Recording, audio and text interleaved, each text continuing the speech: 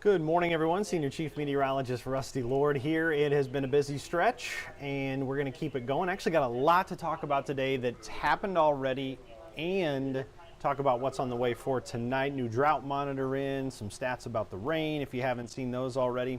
But first things first, I want to talk about the storm potential on the way tonight. So let's dive right into that forecast here and talk about how things are looking.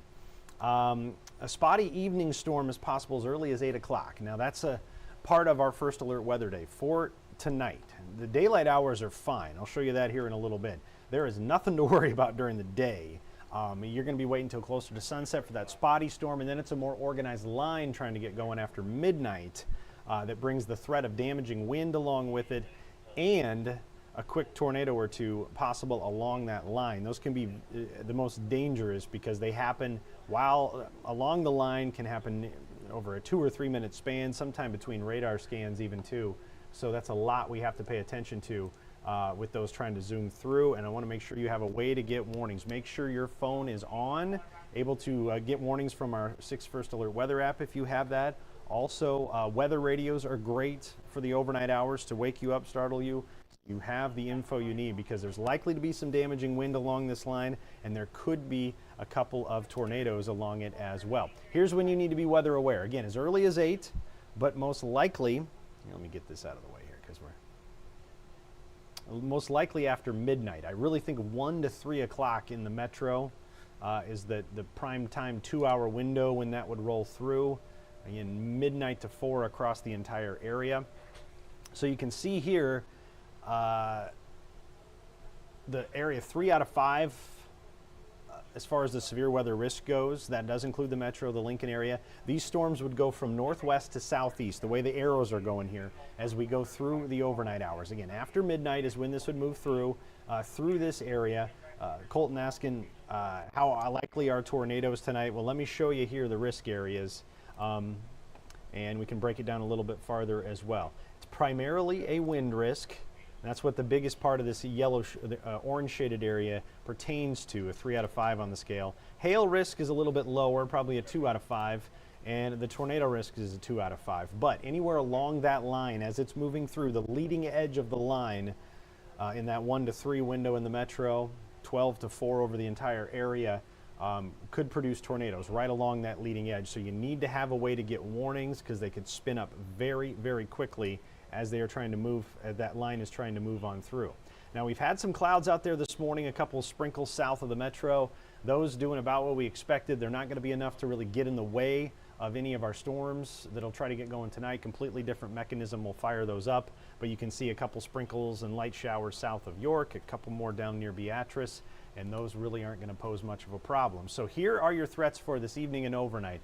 The tornado risk is low, but there could be a couple right along the line, and that's what I mentioned. It's not zero. If it was zero, I wouldn't talk about it, but we could have some very quickly produced tornadoes along the line.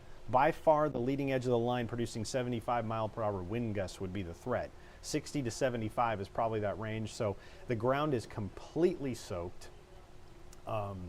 Some of these older trees, things could be uprooted pretty easily tonight with the wind that's moving through or forecast to move through. I'm hoping something happens and maybe it trends to our north or out of our area, but right now everything looks like it's going to be a wind threat with maybe a couple tornadoes along the line. There's those little sprinkles moving through. Model's doing pretty well with those. By 3 o'clock you can see upper 70s, lower 80s for highs. A little bit of a breeze today. You'll notice by the end of the afternoon could have some gusts up to, I think, 25 to 30 miles per hour out of the south, so that's likely going to be a bit of a nuisance. Then it looks like by 7 o'clock here, follow along with me, Colton, here. It's not going to be like the overnight storm from Monday night. That was a different mechanism producing the flash flooding. This is going to be more of a line that drops in from the northwest, and I'm showing you here on models as it moves through. There's 10 o'clock, pretty quiet. Again, could have a spotty storm in some of these clouds here by 8, 9 o'clock, but not much developing. You can see, yeah, there's a little bit of development there, trying to get going. But this is the main line right here, diving in from the northwest. So by midnight, that's about where it is. 1 to 2 o'clock, you can see there's just these little bowing structures right there. There's one, there's one. This won't be the exact placement, but this is us the model's telling us that it could easily be anywhere along this line, and then sometimes you can get these little spin-ups because the air is trying to get pulled into these storms like this, and then it can start to rotate a little bit. So that's what we can get on the leading edge of this line. So that is of note too. So 1 to 2 to 3. By 4 o'clock, it's mostly east of our Iowa counties and out of here, and then the rest of the morning should be very, very quiet. So yeah, Mark, I still think there's a potential for a spotty strong storm this evening as the warm air surges north ahead of the warm front coming in. Models can sometimes under forecast those, so I left that in the forecast after about 8 o'clock as the low-level jet starts to kick in and kind of drag some of that warm air in that we'll eventually use for the instability for these storms. So again, that's what we're looking at from midnight to 4 a.m. Midnight to 4 a.m. is that prime time window across our entire area. 1 to 3 o'clock is probably narrowing it down a little bit more for folks in the metro and along the Missouri River. Now the latest drought monitor is out, and we have chipped away significantly north of I-80, north of the Platte River. And that's mainly because look at where the rain fell over the last 72 hours. Again, the drought monitor for this morning encompasses all the rain through Tuesday morning, so it does take into account a large chunk of what fell overnight Monday night into Tuesday before it all moved out. So those are some very heavy rainfall estimates, 6 to maybe 10 inches in some spots up there. So not a ton has fallen south of I-80 over the last 3 days, so that's why there's still some drought conditions there. And actually, Lincoln's a little bit below average for rainfall still. Omaha, not the case. We are top 6 for wettest Mays on record, and we'll tack on more tonight. There's another chance Saturday. There's another chance Sunday into early Monday. So we're less than 2 inches from breaking the record. So it is very, very much within reach here overnight for the rest of the month, I should say. Take a look right here.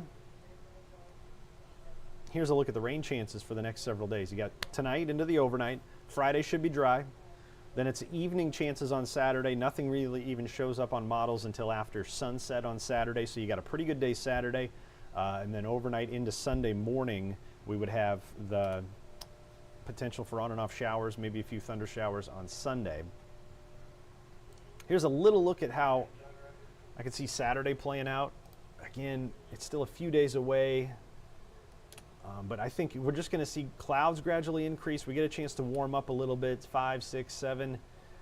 Notice by 8 to 10, you start to see hints of some storms to the southwest. But we're on the very north edge of this system, so we could get a little bit overnight, right into the early morning hours of Sunday. They would tend to probably be hail and wind producers. The tornado threat's going to be down to the south. And then some on and off shower and thunderstorm potential on Sunday. Definitely not an all-day washout, but tough to figure out which times are the soggiest, which times are the driest at this point. Then Monday, some early morning showers on Memorial Day. I think we can get some dry time in this late morning, afternoon hours, but it keeps it cool. It's not your warm, your muggy 3-day weekend that you like to kick off summer. A lot of people hit the pool or head to the lake. It's just not going to be one of those days, one of those stretches. It does trend a little bit warmer next week into the low 80s, but no big heat waves through the end of the month. Saturday, yeah, that next Saturday is June 1st, so we can get through the end of the month here on the 10-day. More rain chances by the end of next week. Kyle asking how strong will the wind be with the storm tonight? I think they could get as high as 75 miles per hour, 75 miles per hour, Kyle. I'll show you that map here in just a little bit. I must have dropped in here a little late, but let me show you the severe risk area for Saturday. Forgot to include that here. So we're on the very north edge of it. This is a severe risk area for Saturday. 1 out of 5 for most of our area. You go south of Lincoln, it's a 2 out of 5. I still think it's mostly a hail threat with some wind possible. But look at this, it's already a 3 out of 5 down to our south with the scattered severe risk. Wichita, Tulsa, Oklahoma City, all included in this. And then Sunday, the bullseye. See if I have that graphic in here. I made it, but I don't know if I dragged it in my show.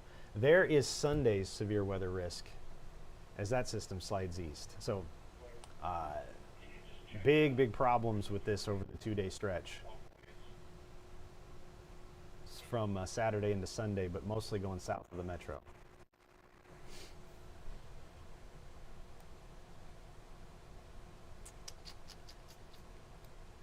So let me show you here.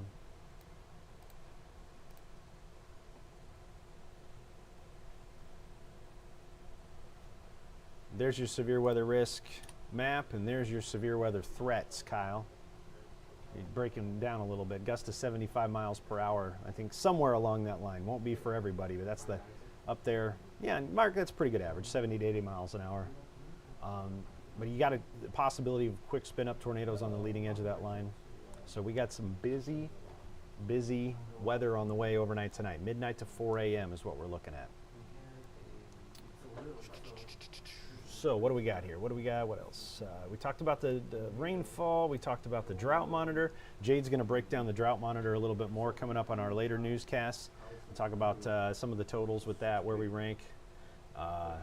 Here's the departure for and how far we are above average. Nearly 5 inches above average now in Omaha for the year, and well above average for May. So it looks like actually Lincoln's a little bit below average for this time of year.